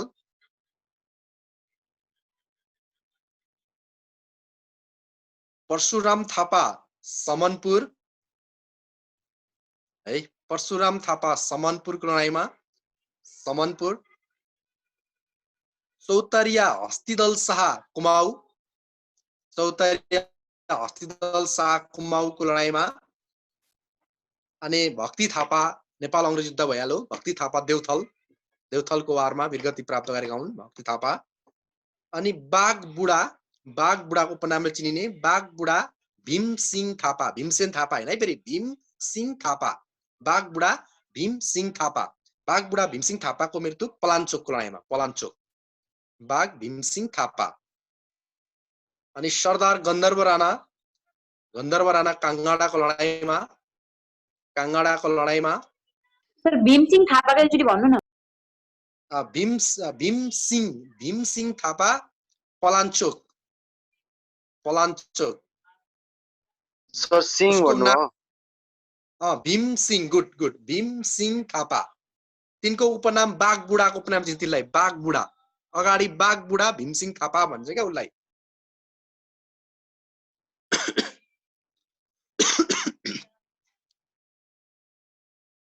कुरो बुझ्यो? ल अब त्यो त भयो है। अब फेरि तिमीहरू थाहा छ पर्सा, अब यी चाहिँ मरेका छैन है दारु, पर्सा मकवानपुरमा चाहिँ रणवीर सिंह थापा यी चाहिँ सेक्रिफाइस गरेका होइनन्। पर्सा र मकवानपुरको लडाईँमा को थिए कमान्डर भन्दा रणवीर सिंह थापा। रणवीर सिंह थापा।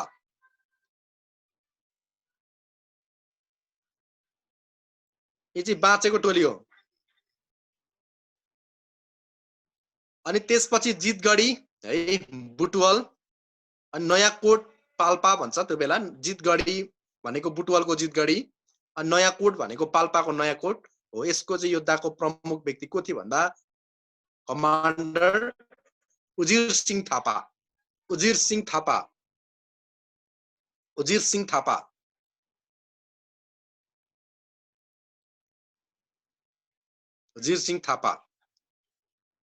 त्यसपछि नालापानी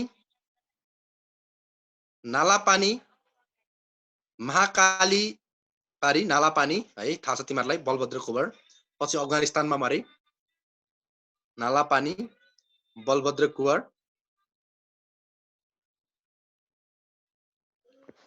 अफगानिस्तान कुन ठाउँ हो सर? नालापानी अफगानिस्तान भन्ने देशमा, ठाउँ त थाहा भएन नि त। ठाउँ भनेर सोधेँ सर मैले। ल अफगानिस्तान भन्ने छ है। अनि त्यसपछि जैथकको लडाईँमा रणजोर सिंह थापा र जसपाल थापा। जैथकको लडाईँमा रणजोर सिंह थापा र जसपाल थापा।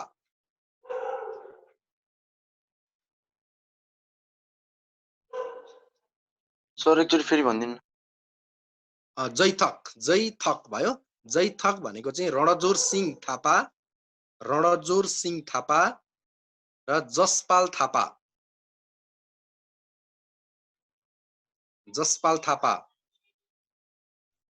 जीवन सर अब हजुरले 2 मिनेटमा सिद्धाउनुहोस् है, 35 मा। अनि अर्को क्लास सुरु हुन्छ। ल सके सर, सके। अब एउटा मात्रै छ। ल मलाउको युद्ध अमर सिंह थापा है त, यही गर्छौ। अनि बाँकी अरू बरु अर्को क्लासमा गर्ला नि त हैन सर।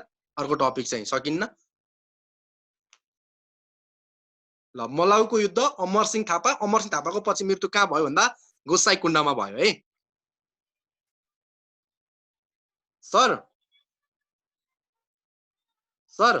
हजुर सके सर मैले। ल अब ल गुड, ल कङ्ग्रेचुलेसन। अब बाँकी भोलि गरौँला नि है सर। ए हुन्छ, भोलितिर गर्ला सर बाँकी। ल है त। ल wish you have a good time है। ए पुकार छोरो। हजुर सर। तिमी के हो हाम्रो डिक्यानको फेसबुक ग्रुपमा छैन कि क्या? भाइबरमा मात्रै छ। तिमी त्यो गायब हुने भयो। तिमीलाई इन्टरटेन गर्न मिल्दैन। त्यो अनिसले पुकारलाई त्यो एड गरिदे त सर फेसबुकमा। फेसबुकको हाम्रो उसमा नाम के छ? मलाई एड गर्दिनु। पुकारै छ सर। पुकारै छ। पुकार के छ? टोलाडर टीले दिएछ यार। ल म गरिदिहाल्छु है।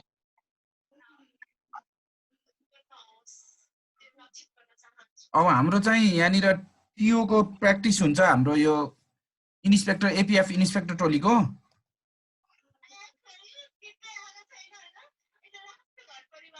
क्याडेट टोली पनि बस्दा हुन्छ। क्याडेटलाई पनि फाइदै हुन्छ हैन? सर मलाई भाइबरमा एड गरिदिन भनिदिनु न सर।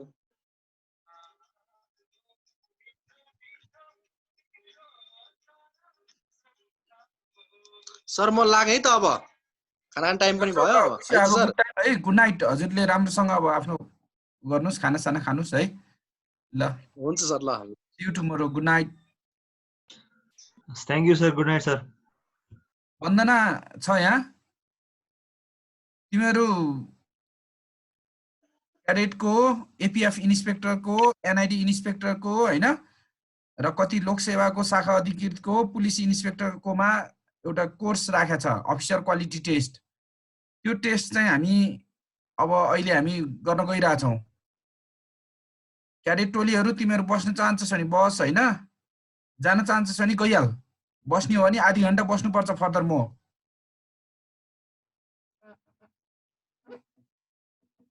जनक सर ए जनक भाइ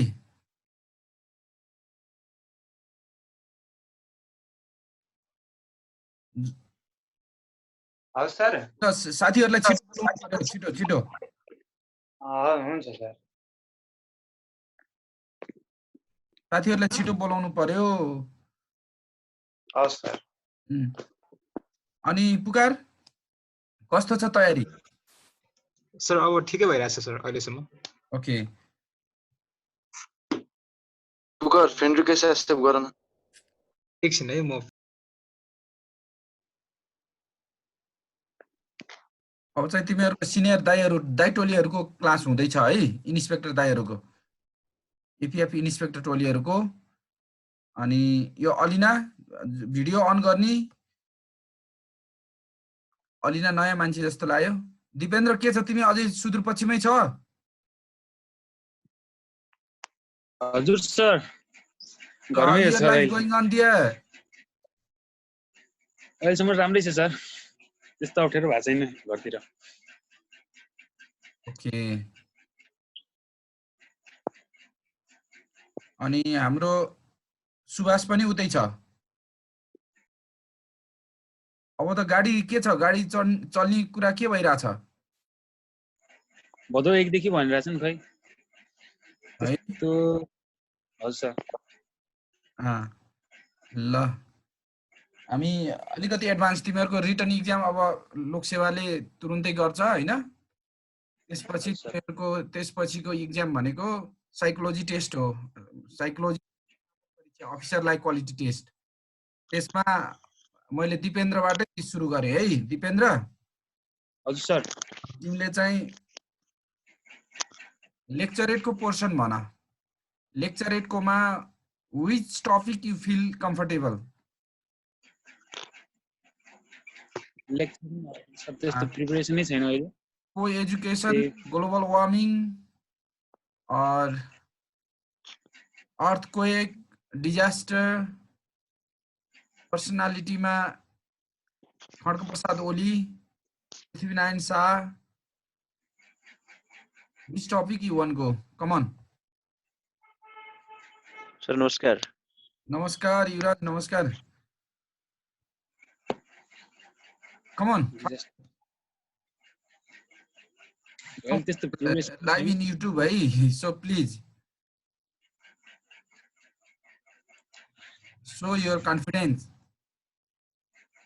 रूपक भाइ भिडियो अन गर।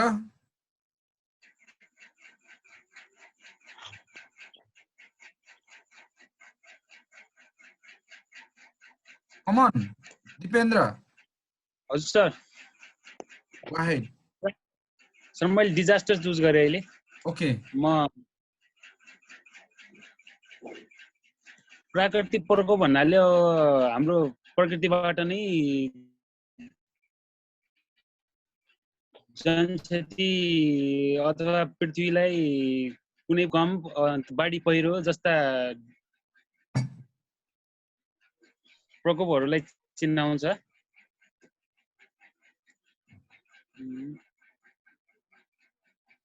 त्यो अप्ठ्यारो हो सर। आज धेरै नबोलेको अप्ठ्यारो हो सर। युवराजले भन्नु। युवराज भाइ। हजुर sir. Come on go ahead. Same topic. केमा sir?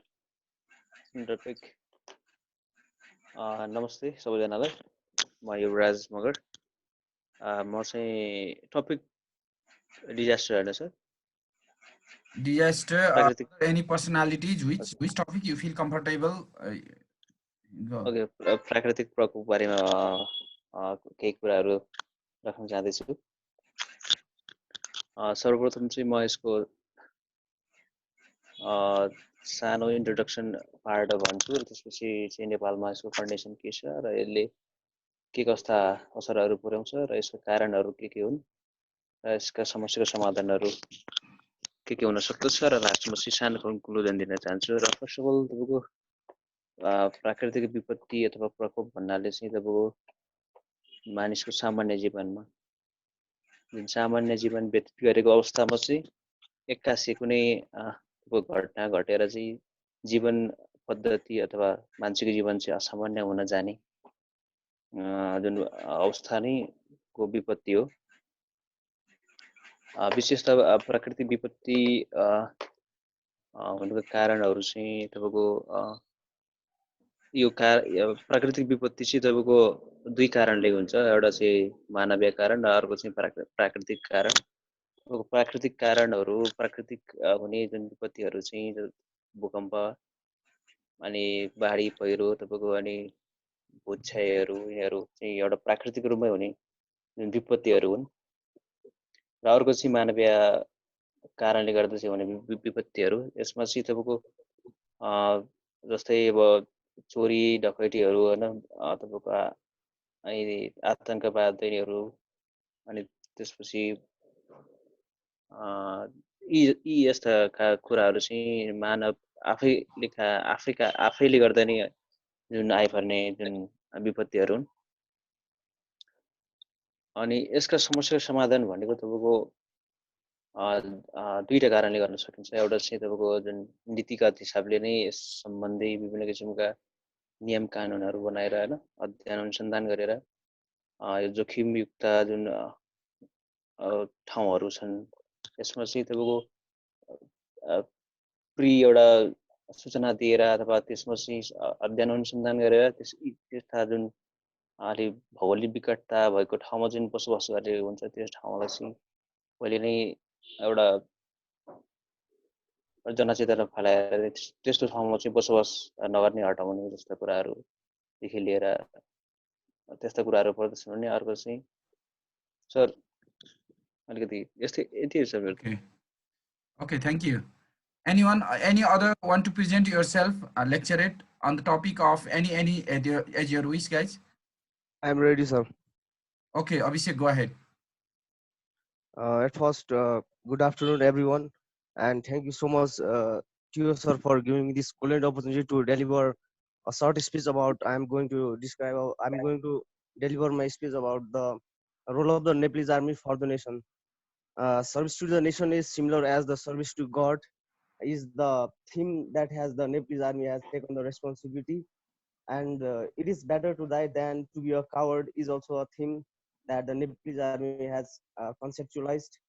And the Nepalese Army was formally established by the King Prithviraj Shah, who led the unification campaign of Nepal and made a greater Nepal into a Garland. Since then, Nepal Army has been giving a lot of outstanding selfless service for the nation. Nepalese Army have also participated in the First World War and Second World War, and the great warrior like Adolf Hitler from Germany also said that if he had the troops of Gorkhali, he would have conquered the world. From this statement also we can say that Nepalese Army are the one of the great, brave and courageous soldiers in the world. Nepalese Army has also taken part in several disasters also. Nepal Army has taken part in UN peacekeeping operations since 1958. And then up to now 45 missions have been completed by the Nepalese Army. And also in the massive earthquake of 1990, yes, Nepalese Army had evacuated and saved the lives of those deceased people. And also like in 2007 to 2072 massive earthquake, Nepalese army also took the Sankat Mochan expedition and helped a lot for the dwelling, and established the medical campaigns also for those people who were affected or infected by these massive earthquake. Like also whenever there is natural disasters, landslide, flooding, Nepalese army is the first organization which is always ahead for saving the lives of the common people. And Nepalese army are also take on the responsibility of constructing many roads, like Kantipath road was the first road constructed by the Nepalese army. And regarding almost most of the important roads are also take on the responsibility are also constructed by the Nepalese army. Thank you, sir. Okay, thank you. Some more other people, if you wish to talk, present. Okay, please feel free to present yourself. Last one people who want to participate. Janak. Yes, sir. Go ahead, yaar. आदरणीय जिटिओ sir तथा मेरा साथीहरू, म आज प्राकृतिक प्रकोपको बारेमा आफ्नो भनाइ राख्न गइरहेको छु। सामान्य अवस्थामा भइरहेको जनजीवनलाई कुनै एक्कासी आउने घटनाले असामान्य बनाउँछ भने त्यसलाई नै प्राकृतिक प्रकोप अथवा प्राकृतिक विपत्ति भनिन्छ। यो चाहिँ दुई कारणले, एउटा भौगोलिक कारण र मानवीय कारणको माध्यमद्वारा सिर्जित हुन्छ, जसमा मानवीय कारण भनेको बाट प्राकृतिक प्रकोप हुनेहरूमा जस्तै आगलागी, त्यस्तै वनजङ्गल विनाश, यिनी हुन् भने प्राकृतिक रूपमा चाहिँ भूक्षय, त्यसपछि भुइँचालो अनि बाढी पहिरोहरू चाहिँ यो प्राकृतिक विपत्तिमा पर्ने कुराहरू हुन्। यो प्राकृतिक विपत्तिलाई निराकरण गर्न नेपाल सरकारले एउटा प्राधिकरण छुट्टै गठन गरेको छ, जसमा चाहिँ एउटा प्रधानमन्त्रीको अध्यक्षतामा छ र एउटा चाहिँ गृहमन्त्रीको अध्यक्षतामा छ। यो प्राकृतिक विपत्तिलाई न्यूनीकरण गर्नको लागि चाहिँ नेसनल लेभलमा यो राष्ट्रिय प्राकृतिक प्रकोप व्यवस्थापन समिति, क्षेत्रगत रूपमा प्रदेश प्राकृतिक विपत्ति व्यवस्थापन समिति र जिल्लागत रूपमा जिल्ला आपतकालीन सेवा केन्द्र भनेर चाहिँ छुट्याइएको छ, जसमा गृह मन्त्रालयका सम्पूर्ण गृह मन्त्रालय तथा सम्पूर्ण सुरक्षा निकायका प्रतिनिधिहरू प्रत्येक क्षेत्रमा, जिल्लामा अथवा राष्ट्रिय लेभलमा अथवा प्रदेशगत रूपमा चाहिँ रहेको प्रतिनिधिहरू चाहिँ रहेका हुन्छन्। यो प्राकृतिक विपत्तिलाई न्यूनीकरण गर्नका लागि नेपाल सरकारले तीन तरिकाले चाहिँ यो प्राकृतिक विपत्तिलाई न्यूनीकरण गर्नका लागि प्राकृतिक विपदभन्दा अगाडिको अवस्थामा गरिने कार्यहरू, त्यस्तै गरेर प्राकृतिक विपत्तिको समयमा गरिने कार्यहरू र प्राकृतिक विपद पश्चात गरिने कार्यहरू गरेर तीन तरिकाले चाहिँ नेपाल सरकारले प्राकृतिक विपदलाई न्यूनीकरण गर्दै आइरहेको छ, जसमा प्राकृतिक विपद भन्दा अगाडि चाहिँ जनचेतना जगाउने, त्यस्तै गरेर अभ्यासहरू प्राकृतिक विपत्तिमा उद्धार गर्नको लागि अभ्यासहरू गरिराख्ने, जनचेतना जगाउने, त्यस्तै विभिन्न खाद्यान्न तथा रासन र आफू उद्धार सामग्रीहरूको व्यवस्थापन गर्ने, त्यस्तै प्राकृतिक प्रकोपको समयमा खोज तथा उद्धार कार्यमा जाने, त्यस्तै गरेर त्यस्तो विपदको समयमा मान्छेहरूको वासस्थानहरू चाहिँ व्यवस्थापन गर्ने, सेक्युरिटी प्रदान गर्ने त्यहाँ भएका जनताहरूलाई, त्यस्तै गरी प्राकृतिक विपद पछिका कार्यहरूमा पुनर्निर्माण तथा पुनर्स्थापना, मानिसहरूको प्राकृतिक प्रकोपबाट पीडित व्यक्तिहरूलाई पुनर्स्थापना गर्ने जस्ता कार्यहरू नेपाल सरकार तथा नेपाल सरकारका सम्पूर्ण सरकारी कर्मचारीहरूले गर्दै आइरहेका छन्। धन्यवाद। Okay, thank you, Janak sir. ल हाम्रो चाहिँ एउटा 10 मिनेटको है यो चाहिँ हाफ सेसन हामी गर्दैछौँ this is call group discussion है ग्रुप डिस्कसनको पार्टमा चाहिँ 10 मिनेटको सेसन रहन्छ यो हामीले कम्प्लिट फुल हाफ मात्र गर्छौँ यसमा चाहिँ देश निर्माणमा हैन कसको ठुलो भूमिका हुन्छ सुरक्षाकर्मी निजामती सेवाका कर्मचारी र प्राइभेट सेक्टरको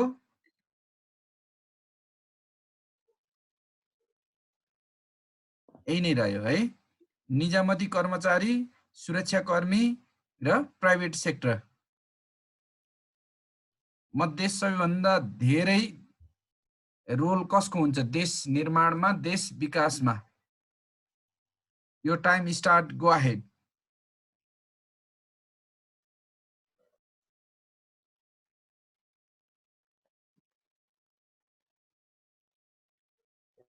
आजको यो टपिकको बारेमा चाहिँ म सर्वप्रथम यो देश निर्माणमा सुरक्षाकर्मी निरेन्द्र आवाज अलि ठुलो बनाऊ ठुलै छ सर यहाँ ठुलै गरेको देश निर्माणमा सुरक्षाकर्मी निजामती सेक्टर र प्राइभेट सेक्टरमा कसको ठुलो भूमिका रहेको छ भन्ने टपिकमा चाहिँ आज म चाहिँ सुरक्षाकर्मीको पक्ष लिएर म बोल्न चाहन्छु किनभने जब पनि देशको भौगोलिक अखण्डता अनि त्यसपछि ल्याएर भौगोलिक अखण्डता अनि त्यसपछि ल्याएर देशको सीमावरी सम्पूर्ण सुरक्षाकर्मीले नै जोगाएर राखिरहेको हुन्छ देशको भौगोलिक अखण्डता जोगाएर मात्रै नै हाम्रो देश रहन्छ हाम्रो सुरक्षाकर्मीले देशको भौगोलिक अखण्डता सुरक्षाकर्मीले यो हाम्रो देशको सिमाना नै सुरक्षा गरेन भने हाम्रो देशको निर्माण हुन सक्दैन अथवा हाम्रो देशको यो पहिचान पनि हुन सक्दैन देश नै देश सङ्कटमा जाने अवस्था तथा अन्य देशमा गाभिन नसक्ने अवस्था आइपर्छ अनि त्यसपछि हाम्रो देशको यो भौगोलिक अखण्डतादेखि ल्याएर हाम्रो देशको यो सम्पूर्ण यो सुरक्षाकर्मीले सम्पूर्ण यो जस्तो डिजास्टरको बेलामा गर्ने कार्यहरूदेखि ल्याएर सम्पूर्ण यो सहयोगको कार्यहरूदेखि ल्याएर तपाईँको अब रात वितरणदेखि सम्पूर्ण कार्यक्रममै हाम्रो यो सुरक्षाकर्मीले गरिरहेको हुन्छ र देश निर्माणमा सुरक्षाकर्मीको निकै नै भूमिका ठुलो रहेको हुन्छ जब पनि हाम्रो सुरक्षाकर्मीले हाम्रो देशको सुरक्षा गर्छ त्यस पश्चात नै हाम्रो अन्य देश निर्माण गर्नको लागि अन्य हाम्रो निजामती कर्मचारी लगायतका प्राइभेट सेक्टरका अन्य कर्मचारीहरूले बल्ल देश निर्माण गर्छ यदि सुरक्षाकर्मीले देश नै सुरक्षा गरेन भने देशको कुनै पनि यो निजामती कर्मचारी अथवा प्राइभेट सेक्टरले कुनै पनि कारणले देशको विकास गर्न सक्दैन थ्याङ्क यू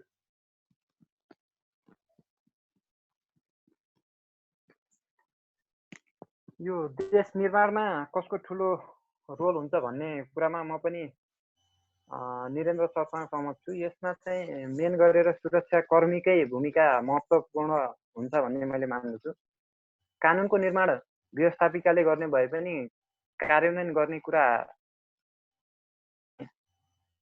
यो कार्यपालिकाको अन्तर्गत रहन्छ जसमा कार्यपालिका अन्तर्गत रहने सम्पूर्ण सुरक्षा निकाय तथा निजामती कर्मचारीहरूले चाहिँ सरकारका काम कारबाहीहरू गरे तापनि यसमा चाहिँ अहोरात्र खटिने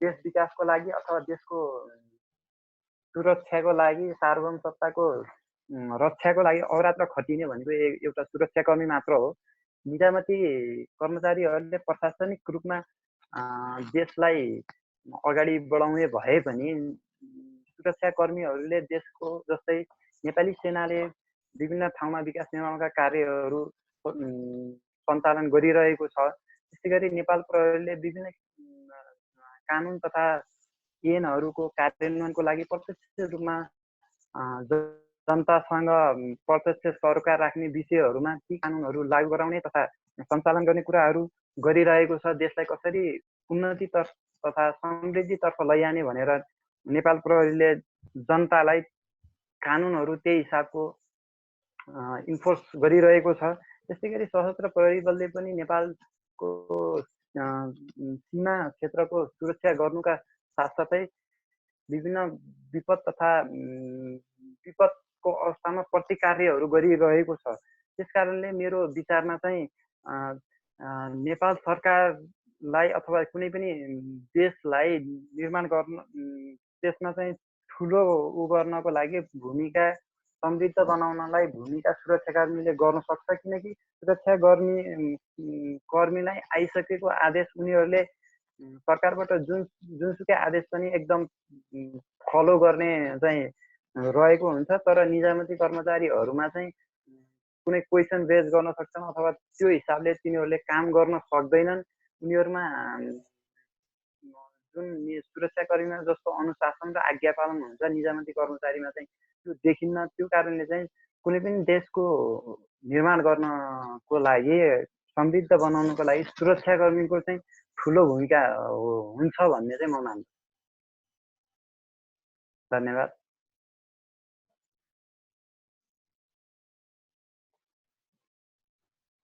next guys come on. Sir मलाई त तिनैवटाको भूमिका होइन उति नै महत्त्वपूर्ण लाग्छ, तर आफ्नो ठाउँबाट कसरी त्यसमा कन्ट्रिब्युट गर्न सक्छ त्यसमा भर पर्छ सर। जस्तै नेपाल जस्तो हुन्छ नि क्यापिटल डिफिसिट कन्ट्रीमा सरकारले त्यति धेरै काम गर्न सक्दैन। त्यसो भएर क्यापिटल मोबिलाइजेसन जुन रोल हुन्छ त्यो निजी क्षेत्रको बढी हुन्छ सर। नेपालमा हाम्रो अहिले त आजभोलि त स्कुल हस्पिटलहरूमा पनि होइन यो जुन सोसल वेलफेयर सेक्टरमा पनि निजी क्षेत्र लागेको छ। पुकार तिमीले एउटाको उबाट बोल्नुपर्छ है, सबैको उत्तिकै भूमिका भए पनि तिमीले अहिले एउटाको साइडबाट बोल्नुपर्छ। कुनै न कुनै एउटा साइड ल्याऊ अनि you put on your views. Sir हामीले त्यो प्रायर फर्स्ट सेकेन्ड थर्ड गरेर भन्न पाइन्छ sir? No you just take from one.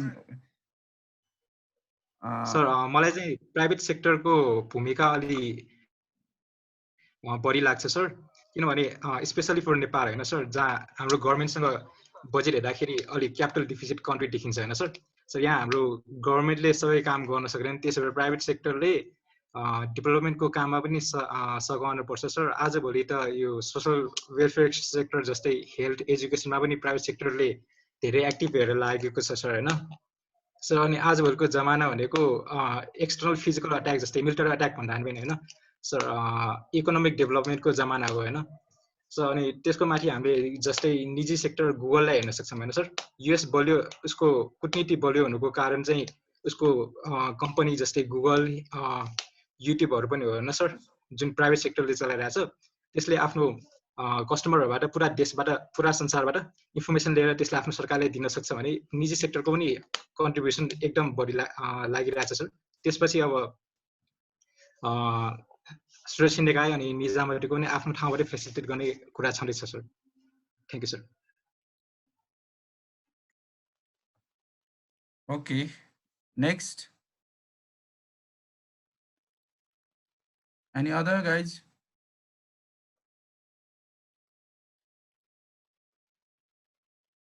अभिषेक।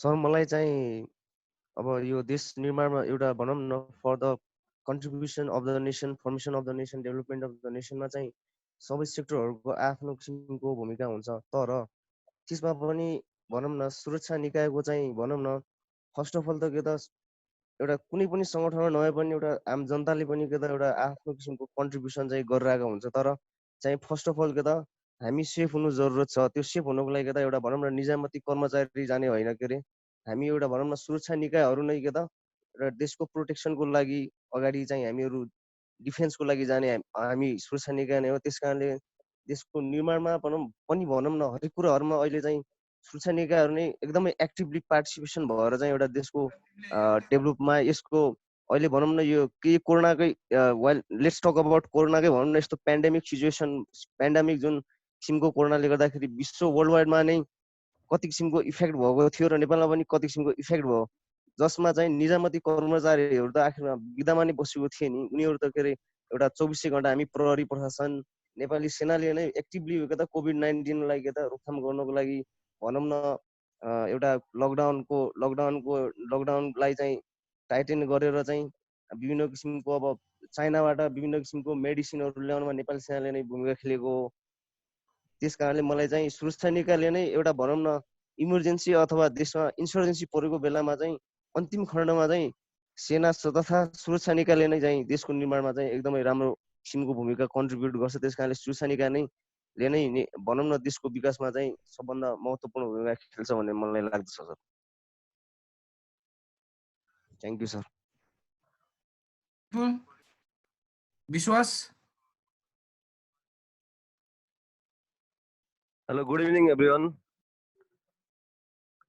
यो मलाई चाहिँ सर देश निर्माणमा विशेषतः सबैको भूमिका रहे तापनि प्राइभेट सेक्टरको चाहिँ अति नै ठुलो भूमिका लाग्दछ सर। किनकि यसमा एउटा यो हाम्रो जस्तो नेपाल जस्तो विकासोन्मुख देशमा चाहिँ एउटा इम्प्लोइमेन्टको रोजगारीको पनि कुरा आउँदछ सर। सुरक्षा निकायले यद्यपि हो गर्दै आइरहेको छ विकास निर्माणमा ठुलो ठुलो योगदानहरू पुर्याउँदै आए तापनि सुरक्षा निकाय भनेको एक अलरेडी चाहिँ एउटा रोजगार प्राप्ति व्यक्तिहरूले चाहिँ त्यसलाई सञ्चालन गर्ने हुन्, देश निर्माणमा लाग्ने हुन्। तर प्राइभेट सेक्टरहरूद्वारा देश निर्माणमा हामीले चाहिँ जनशक्तिहरू कार्यान्वयन गर्न सक्यौँ भने विभिन्न किसिमका रोजगारीहरूको सिर्जना हुने गर्दछ भने अनि त्यसपछि काम गर्ने शैली र प्रविधिको विकास पनि एउटा नयाँ नयाँ ढङ्गले सिर्जना हुने गर्दछ sir.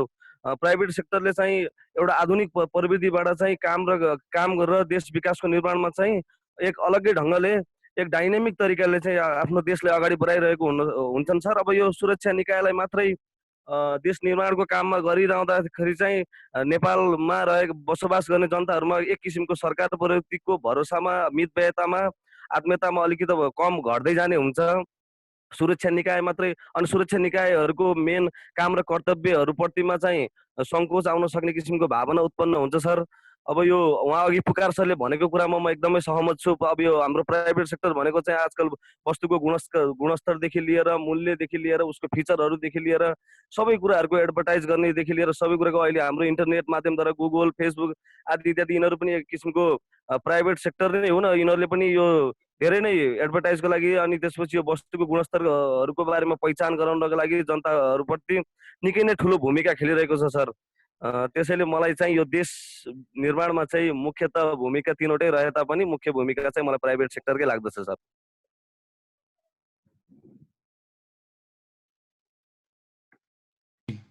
Okay, very good. So guys, now we are going to practice for what this is our last practice. So guys, enjoy yourself.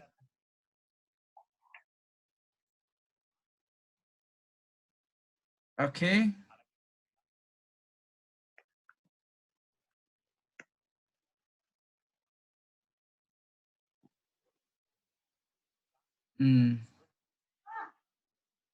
So be ready for writing, guys. Take out your copy and pen.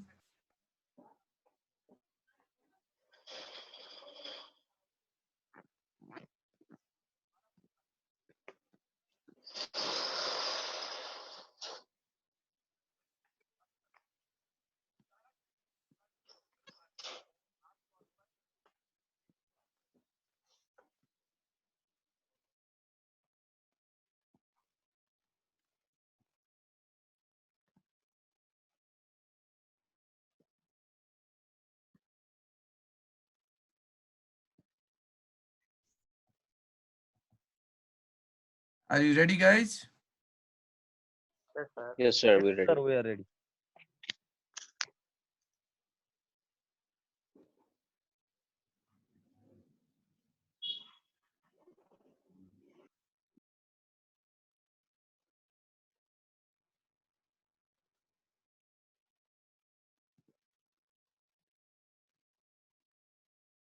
Okay.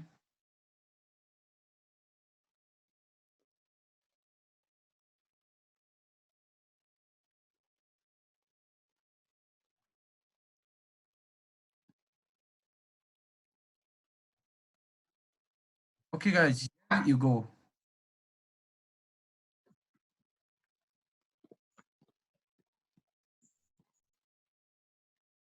You got it, guys? Yes, sir. Okay, wish you good luck.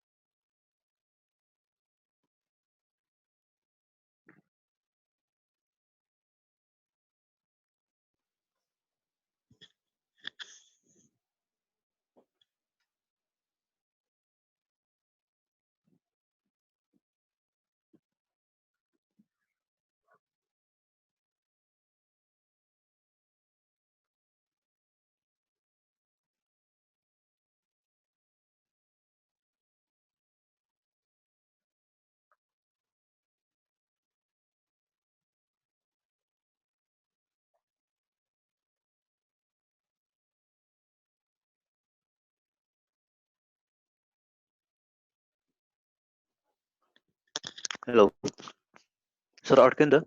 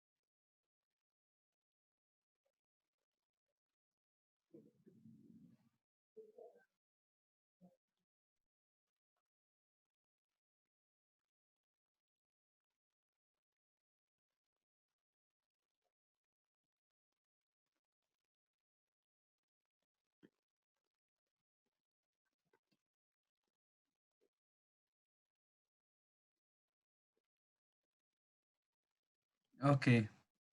Thank you very much, guys. Hope you enjoyed this session.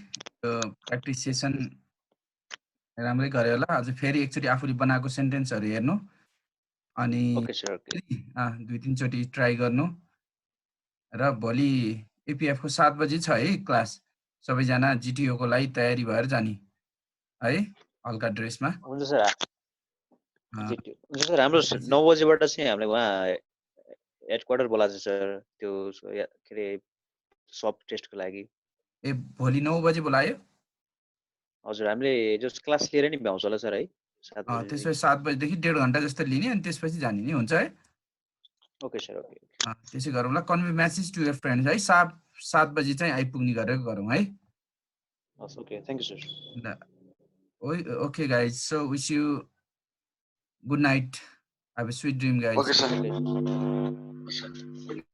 Okay sir good night